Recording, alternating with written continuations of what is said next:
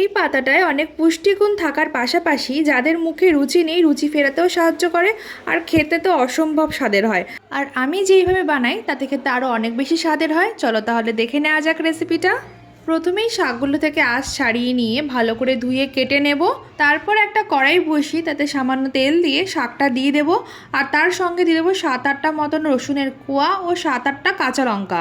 এরপর সামান্য নুন দিয়ে এটাকে একটু নাড়াচাড়া করতে হবে মিডিয়াম টু হাই ফ্লেমে, যতক্ষণ এটা জলটা শুকিয়ে গিয়ে ভাজা ভাজা হচ্ছে। শাকটা ঠান্ডা হয়ে গেলে মিক্সিতে পেস্ট করে নেব। তোমরা চাইলে শিলনোড়ায় বাটতে পারো, আর পেস্ট করার সময় সামান্য জল ব্যবহার করেছি। এরপর আবারও একটা কড়াইতে সর্ষের তেল গরম করে তাতে বেশ খানিকটা পেঁয়াজ কুচি দিয়ে দেবো, আর তারপর সামান্য নুন আর হলুদ দিয়ে দেবো। পেঁয়াজটা কিছুক্ষণ ভাজাভাজি করার পর যখন কালারটা চেঞ্জ হয়ে বাদামি হয়ে যাবে তখন শাকের পেস্টটা দিয়ে দেবো।